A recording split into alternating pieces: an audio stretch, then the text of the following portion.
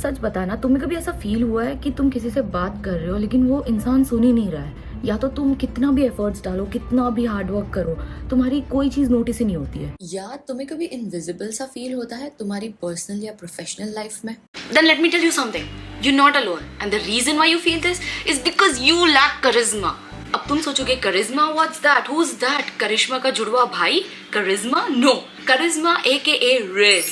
You lack rizz. Simple language में बोलूँ तो करिश्मा एक ऐसी क्वालिटी है जिसको देख के लोग अपना अटेंशन देने पे मजबूर हो जाते हैं तुम्हें, या कह सकते हो एक ऐसी चीज है जिसके बिना किसी से इफेक्टिवली कम्युनिकेट करना या कनेक्ट करना वो इम्पॉसिबल हो जाता है। अब पता है कहीं ना कहीं हम सब नोइंगली अननोइंगली हमारा खुद का करिश्मा सैबोटेज कर रहे हैं, मतलब डिस्ट्रॉय करते आ रहे हैं। एंड डोंट वरी, ये इतनी भी मुश्किल चीज नहीं है कि तुम सीख ही ना पाओ। Okay, I show you how to be charismatic. Come on. पहले तो हम ये जानेंगे कि करिश्मा होता क्या है एग्जैक्टली और कैसे तुम्हारे verbal non verbal signals influence करते हैं कि कैसे लोग तुम्हें परसीव करते हैं, मतलब कैसे तुम्हें वो देखते हैं। और फिर हम देखेंगे कौन से ऐसे क्यूज है जिसे आप अडॉप्ट कर सकते हो या अवॉइड कर सकते हो depending on your personality. Hopefully ये वीडियो खत्म होते ही तुम्हें पता चल जाएगा कि तुम्हें करना क्या है और तुम लोगों के सामने अपना एक करिश्मेटिक इमेज प्रोजेक्ट कर पाओगे, जिससे वो तुम्हारी वैल्यू भी करेंगे, तुम्हें नोटिस भी करेंगे, तुम्हारी रिस्पेक्ट भी करेंगे। अब मान लो तुम एक रूम में गए जहाँ पे कोई किसी को नहीं जानता, ना तुम उन्हें जानते हो ना वो तुम्हें जानते हैं। थोड़े ही सेकंड्स में ना वो तुम्हारे बारे में एक ओपिनियन फॉर्म कर देंगे। याद रखना, उन्हें तुम्हारा नाम तक नहीं पता है, बट दे इंस्टेंटली जज यू कि तुम कितने कॉन्फिडेंट हो, तुम कितने अप्रोचेबल हो, तुम कितने शाय हो, कितने बोरिंग हो।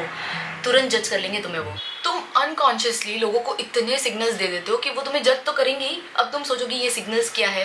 Your posture, the way you walk, your eye contact, ये सारी वही चीज़ें है that communicates more than you realise. ये वही सारे क्यूज है जो तुम्हारा मुंह खोलने से पहले दुनिया को बता देता है कि this is who I am. और ऐसा तो सोचना ही मत कि सिर्फ वही लोग हमें जज करते हैं। नोइंगली अननोइंगली हम भी वही करते हैं। थिंक अबाउट इट, तुम कोई पार्टी में गए हो, तुमने किसी के साथ हैंडशेक किया लेकिन उन्होंने एकदम वीक हैंडशेक किया, plus that person is not even trying to maintain eye contact. तुम्हारे दिमाग में कहीं ना कहीं तो ऐसा आएगा ही ना कि इसमें कॉन्फिडेंस ही नहीं है जरा भी। सिंपल सी चीज़ है, जो बहुत कैरिज्मेटिक लोग होते हैं ना, वो ये दो क्यूज को ना अच्छी तरह बैलेंस करना जानते हैं। पहला है वार्मथ और दूसरा है कॉम्पिटेंस। अब तुम सोचोगे वार्मथ ये क्या होता है?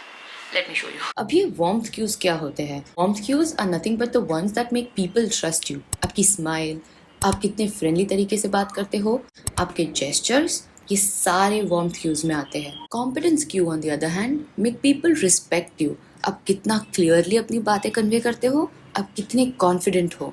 ट्रिक बस यही है कि तुम्हें इन दोनों के बीच में बैलेंस मेंटेन करने आना चाहिए, बिकॉज तुम्हारा वार्मथ तुम्हारा ट्रस्ट गेन करेगा और तुम्हारा कॉम्पिटेंस तुम्हारी रिस्पेक्ट, और ये दोनों मिलके तुम्हारा करिश्मा फॉर्म करते हैं। Late me show you with an example कि ये दोनों चीजें बैलेंस करना इतना जरूरी क्यों है। फॉर एग्जांपल, तुम्हारा इंटरव्यू है, you are the kind of a person who knows that stuff. तुम्हें पता है हर क्वेश्चन के answers, you know it very well.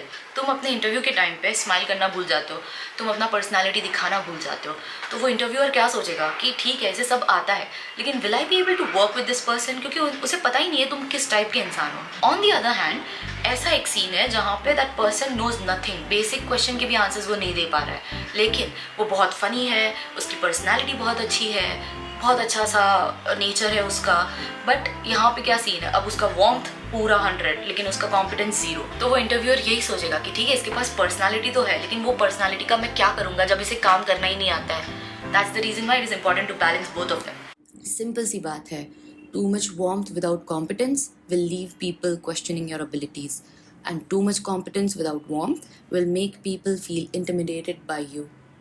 Late me show you a road map, ताकि तुम्हें पता चले कि तुम इसमें कहाँ आते हो और तुम्हें और कितना लेवल अप करना पड़ेगा। देयर आर 4 लेवल्स ऑफ करिश्मा।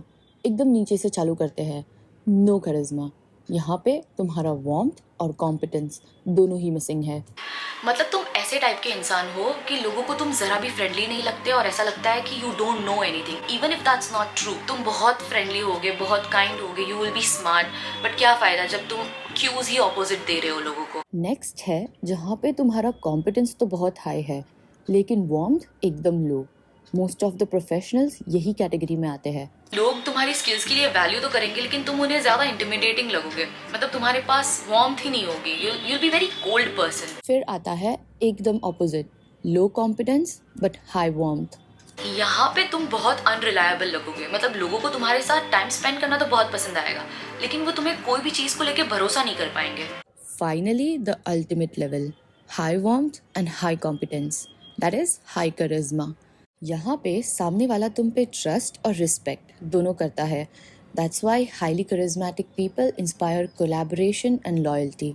यहाँ तुम्हारे साथ लोग काम करना चाहेंगे और अगर तुमने लीड भी ले ली तो वो तुम्हें पूरा ट्रस्ट करेंगे। So how do you move up the charisma ladder? असली काम तो अब शुरू होगा, लेकिन फिक्र मत करो, तुम ये लैडर पे कहीं पे भी हो, याद रखना टॉप पे पहुंचना पॉसिबल है।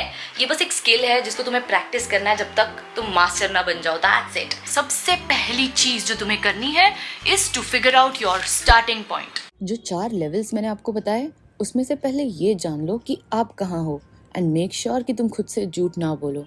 फिर तुम्हें बस अपने क्यूज को एडजस्ट करना है based on the situation and the individual that you are interacting with. That's it. अगर तुम थोड़ा सा भी दिमाग लगाओगे ना तो तुम्हें पता चल जाएगा कि तुम कौन से लेवल पे हो। और फिर भी अगर पता नहीं चल रहा है then ask yourself these questions. जब मैं किसी के साथ बात करता हूँ तो क्या मैं फ्रेंडली वाइब देता हूँ? क्या मैं अपनी बात क्लियरली कन्वे कर पाता हूँ? या फिर ये दोनों में से मैं कुछ भी नहीं कर पाता? तुम बहुत ही फ्रेंडली अप्रोचेबल हो सकते हो जो रौनक लाते, लेकिन तुम्हें जब अपना आइडिया प्रेजेंट करने को बोले तो तुम फ्रीज हो जाते हो। या फिर तुम बहुत ही हाइपर फोकस्ड होते हो लेकिन तुम लोगों से दूरी बना के रखते हो। कोई भी इंटरेक्शन के बाद ना ये 2 क्वेश्चंस खुद से पूछो। फर्स्ट, मैंने सामने वाले को ऐसा फील कराया that I am their friend, that is warmth. Second, did I show them that I know what I am speaking, that is competence. और अगर ये दोनों का आंसर येस है that means you are on the right path. अब मान लो तुम्हें कोई एक आइडिया पिच करना है तो डायरेक्टली स्टार्ट मत हो जाओ कि ये मेरा आइडिया है, ये बात खत्म। No, start with a relatable story या कोई जोक ताकि कनेक्शन बिल्ड हो। और फिर तुम अपना आइडिया फैक्ट्स एंड फिगर्स एकदम कॉन्फिडेंस और क्लैरिटी के साथ बताओ। तुम जब कोई जोक बोलोगे या कोई रिलेटेबल स्टोरी बोलोगे, इससे क्या होगा ना, एक सेफ एनवायरनमेंट क्रिएट होगा और सामने वाले को थोड़ा वेलकमिंग फील होगा।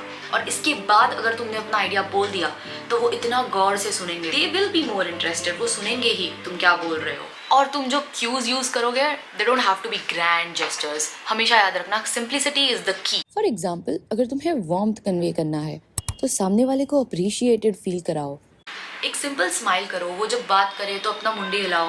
मुंडी क्या? ओके। और आई कांटेक्ट मेंटेन करो। ऐसा करोगे तो उन्हें भी लगेगा कि हाँ भाई सामने वाला सुन रहा है। सेम वे अगर तुम्हें कॉम्पिटेंस कन्वे करना है तो तुम कॉन्फिडेंटली बात करो। ऐसे एक्ट करो कि सामने वाले को पता चले कि हाँ भाई you know what you talking. It's about your tone of voice and how you articulate yourself. और याद रखो कि सिर्फ तुम्हारे वर्ड्स ही मेन नहीं होते, तुम्हारे माइक्रो एक्सप्रेशन, तुम्हारी बॉडी लैंग्वेज, ये भी बहुत ज़रूरी होती है। लोग तुम्हें तभी ट्रस्ट करेंगे जब तुम्हारा माइक्रो एक्सप्रेशन और तुम्हारी बॉडी लैंग्वेज अलाइन होती हो तुम्हारे वर्ड्स से। अगर अलाइन नहीं होते तो लोग आपके बॉडी लैंग्वेज को बिलीव करेंगे ओवर द वर्ड्स यू से, क्योंकि लाइक आई सेड बिफोर, तुम्हारी बॉडी तुम्हारे वर्ड्स के पहले कम्युनिकेट करती है। और मैं ऐसे ही नहीं बोल रही तुम्हें, research shows that up to 93% of communication is non-verbal. Your body speaks before you do. सामने वाला थोड़े ही सेकंड्स में तुम्हारे माइक्रो एक्सप्रेशन और बॉडी लैंग्वेज से तुम्हें पहचान लेगा। What are micro expressions? ये वही छोटे छोटे एक्सप्रेशंस है जो सामने वाले को पूरा इमोशनल इंफॉर्मेशन दे देते हैं। फॉर एग्जाम्पल, अगर तुम किसी को देख के जेन्युइन स्माइल करते हो तो तुम्हारे फेस में 2 मसल्स एक्टिवेट होंगे, एक यहाँ पे और एक आइज के आजू बाजू, लिप्स के और आइज के आजू बाजू। अगर ये आइज वाला मसल एक्टिवेट नहीं हुआ तो समझ जाना कि फेक है। और वो पता चल जाता है, सामने वाले को ऑब्वियसली पता चल जाता है कि तुम फेक स्माइल कर रहे हो या जेन्युइन स्माइल कर रहे हो। तो learn how to do genuine smile. दूसरा इंपॉर्टेंट माइक्रो एक्सप्रेशन है रेज्ड आईब्रोज। लेट्स से तुम किसी को स्टोरी बोल रहे हो और उन्होंने अपना आईब्रो ऐसे रेज कर दिया सुनते सुनते, तो तुम्हें लगेगा ना कि हाँ वो जेन्युइनली इंटरेस्टेड है या फिर वो इन्वेस्टेड है तुम्हारी बातों में। और अगर उन्होंने आईब्रो ऐसे कर दी और वो लिप्स अपने ऐसे प्रेस कर रहे हैं तो समझ जाओ कि वो डाउट में है, कंफ्यूज्ड है। यही सारे माइक्रो एक्सप्रेशंस है और कुछ नहीं है। तुम्हारा पोस्चर भी बहुत इंपॉर्टेंट रोल प्ले करता है। कीप इट स्ट्रेट ताकि तुम्हें खुद को कॉन्फिडेंट फील हो और सामने वाले को तो ऑब्वियसली लगेगा ही कि हाँ भाई ये तो बहुत कॉन्फिडेंट है। अगर तुम्हें एकदम कैरिज्मेटिक बनना है तो कमेलियंस बन जाओ, not in a fake way, but अपने आप को ऐसे ट्रेन करो कि तुम अपने क्यूज को एडजस्ट कर सकते हो to fit in any environment. जो सिचुएशन में हो उसको देखो, समझो, लोगों को देखो, उनको समझो, वो कैसे है, उन्हें क्या चाहिए वो मोमेंट पे, सब कुछ। सब एक जैसे रिस्पॉन्ड नहीं करेंगे। टू कनेक्ट इफेक्टिवली तुम्हें देखना पड़ेगा कि कौन क्या वैल्यू करता है। कोई फ्रेंडलीनेस ज़्यादा वैल्यू करेंगे, दैट इज़ वार्मथ, कोई कॉम्पिटेंस। तो सिचुएशन के हिसाब से देख लो, एडजस्ट कर लो कि कौन ज़्यादा क्या करना है तुम्हें। और जब तुम्हें डाउट हो कि ये किस टाइप के लोग हैं तो हमेशा वार्मथ से स्टार्ट करो, क्योंकि ये फास्टेस्ट तरीका है कनेक्शन बनाने का। और फिर अपना कॉम्पिटेंस ऐड करो which will solidify your trust and respect. You don't have to be perfect to be charismatic. हमारा गोल ये नहीं है कि हम एक अलग इंसान बन जाए, हमें बस रियल और मीनिंगफुल कनेक्शंस बनाने हैं, लोगों को सीन फील करवाना है, because this is the kind of impression that leaves lasting impact.